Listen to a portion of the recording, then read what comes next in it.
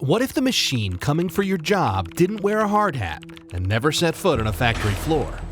For a century, automation hit the assembly line and the office stayed safe. But those days are over.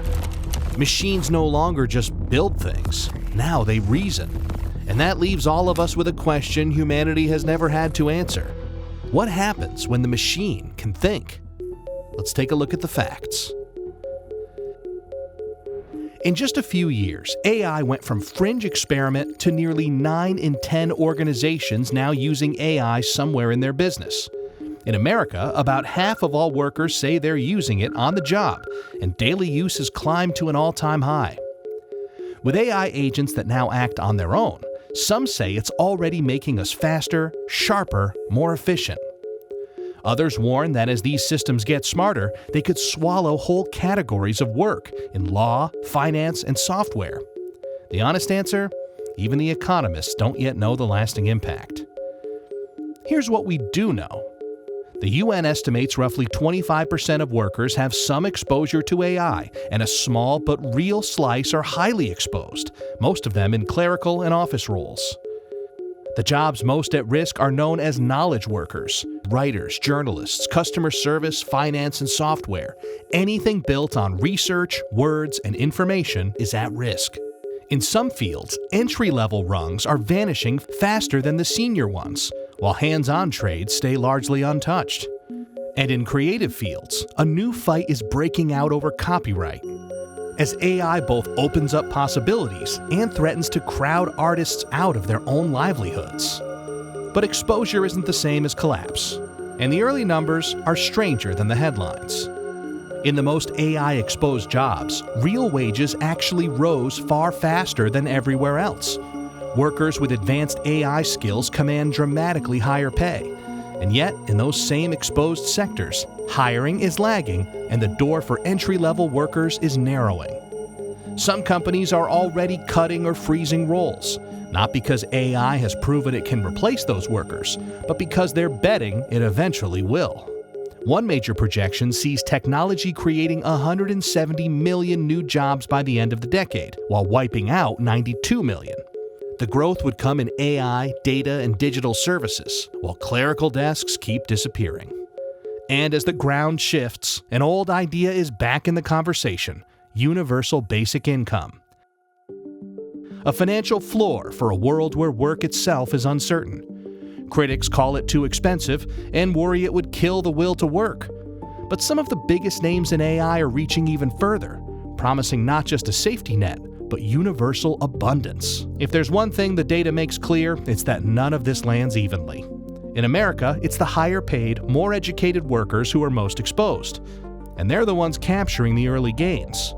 Across the world, around 60% of jobs in wealthy economies are exposed to AI, compared to 40% in emerging markets, and just a quarter in the poorest countries.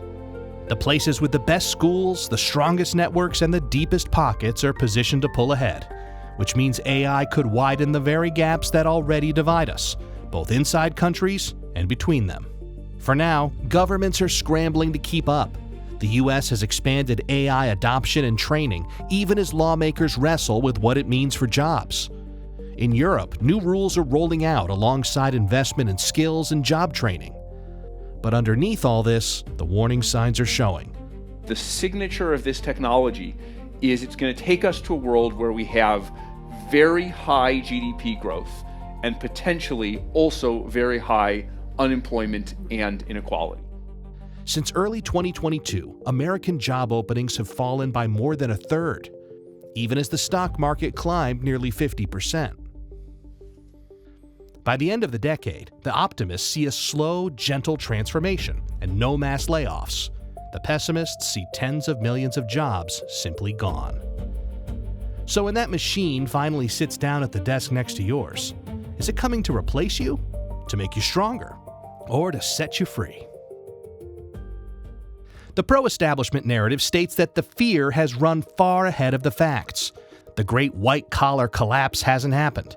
Most companies are still experimenting, wrestling with clumsy, immature tools, not handing out pink slips.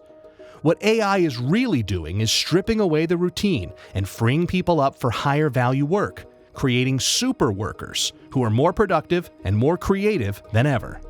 Just like every technology before it, AI is reshaping jobs. It isn't erasing them. The establishment critical narrative states that the fear is finally catching up to reality. Some of the biggest companies in the world have tied layoffs directly to AI restructuring, part of more than 100,000 tech jobs cut in just the first half of this year, on top of hundreds of thousands before it. As the tools get sharper, top executives are warning that entire job categories could shrink and vanish.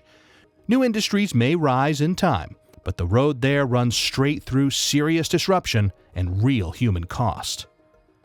If you want to know what happens if you unleash millions or billions or trillions of vastly smarter than human intelligent agents on the planet, just go down to the Washington Zoo and ask yourself, who's in the cages?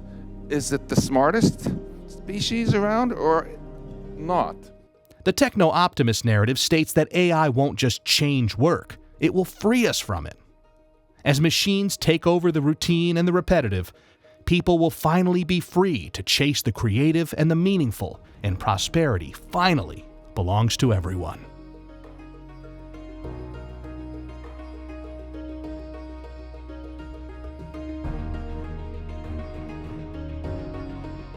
Let us know in the comments, and visit Verity.news for more of the biggest stories.